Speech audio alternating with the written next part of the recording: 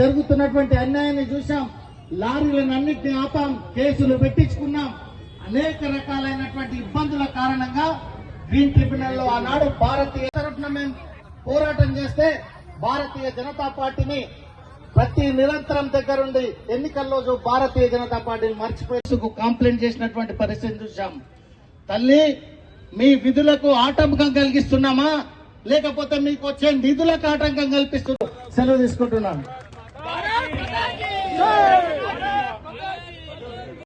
జవహర్ నగర్ కావచ్చు, అక్కడ కుతుల్లాపూర్ లో వాజ్పేయి నగర్, దత్తాత్రేయ నగర్ కావచ్చు, ఇవన్నీ కూడా ఆనాడు కాంగ్రెస్ పార్టీ నాయకులు, తెలుగుదేశం పార్టీ నాయకులు ప్రభుత్వ స్థలాలను కబ్జాలు పెట్టుకుంటున్నారని చెప్పేసి భారతీయ జనతా పార్టీ ఆలోచించి పేద ప్రజల కోసం గుడిసెలు వేయించి వీళ్ళ కావాలని చెప్పేసి తీసుకొచ్చి ఇక్కడ డంపింగ్ యార్డ్ ఏర్పాటు చేసింది.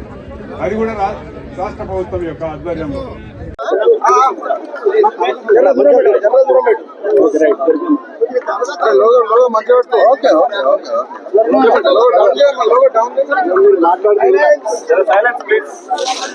సైలెన్స్.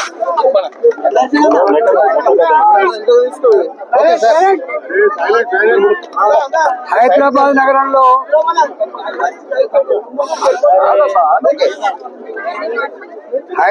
నగరంలో హైడ్రా దుర్మార్గాలు, రెవెన్యూ అధికారుల ఆగడాలు పేద ప్రజలకు కంటి మీద కురుకులెక్కడి చేయడమే కాకుండా పేదల ఇళ్లను కూల్చివేసి పేదల గూడును చెదగొట్టి పేదల బతుకుల్లో మట్టి కొడుతున్నటువంటి దుర్మార్గ ప్రభుత్వాన్ని చూస్తా ఉన్నాం. మేము ఇక్కడ బాలాజీ నగర్ లో, జవహర్ నగర్ లో,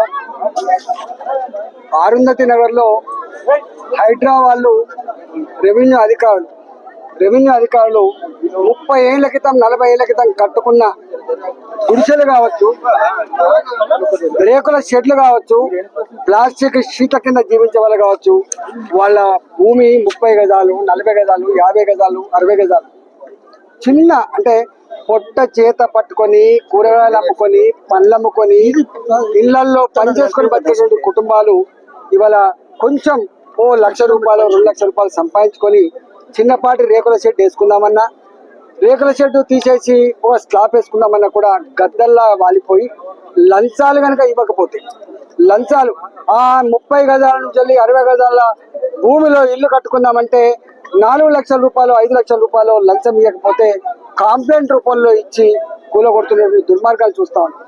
వీళ్ళు కొత్తగా ఆక్రమించుకున్న భూములు కాదు, కొత్తగా కడుతున్న కాలనీలు కాదు, ఇవన్నీ కూడా పాత కాలనీలలో 30 ఏళ్ల క్రితం కట్టుకున్న చిన్న చిన్న ఇల్లు తప్ప ఇంకోటి కాదు. కాబట్టి ఇలా దీనికి వ్యతిరేకంగా మేము ఇలా ధర్నా కార్యక్రమాన్ని చేపట్టినాం. నేను ఒకటే ఈ ప్రభుత్వాన్ని హెచ్చరిస్తా ఉన్నా, పేదల జీవితాలతో చెలగాటమాడే దుర్మార్గ ప్రభుత్వం ఇవాళ వాళ్ళ ఉసురు తగిలిపోక తప్పదని చెప్పి హెచ్చరిస్తా ఉన్నాం. అనాదిగా హైదరాబాద్ లో ఇవాళ గుడిసెలంజయ నుంచి మొదలుపెట్టి అనేక వందల ఎకరాలలో పేదలకు 40 గజాలు 50 గజాలు ఇళ్ల జాగాలు ఇప్పించిన పార్టీ భారతీయ జనతా పార్టీ. దత్తాత్రేయ నగర్ కావచ్చు, వాజ్పేయి నగర్ కావచ్చు, బద్దం బాలరెడ్డి గారు కావచ్చు, టైగర్ నరేంద్ర గారు కావచ్చు, అనేక సంవత్సరాలుగా పేదలకు అంతో ఇంతో జాగాలు ఇప్పించిన పార్టీ మా పార్టీ. అలాంటి బస్తీలను కూలగొట్టే ప్రయత్నం చేయొద్దని చెప్పి ప్రభుత్వాన్ని హెచ్చరిస్తా ఉన్నాం. రెండవది డంప్ యార్డ్ ఉంది. ఇక్కడ ఈ డంప్ యార్డు 40 ఏళ్ల క్రితం మొత్తం హైదరాబాద్ 1.5 కోట్ల జనాభాకి ఒకటే డంప్ యార్డు. ఆ డంప్ యార్డు వల్ల చుట్టుపక్కల 20 కిలోమీటర్ల వరకు ఆ మురికి నీళ్ళన్నీ కూడా విషంతో కూడిన నీళ్లుగా మారిపోయి ఇలా బోర్లు కానీ, బావులు కానీ, వ్యవసాయగాలు కానీ, ఇలా తాగే నీళ్లు కానీ విషమైపోయి జీవించే పరిస్థితి లేదు. రెండోది వాసనకి భరించే పరిస్థితి లేదు.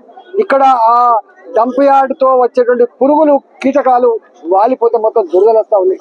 వీళ్ళు సంపాదించిన పైసా వైద్యానికి పోతుంది తప్ప వాళ్ళు బాగుపడే పరిస్థితి కనపడతలేదు.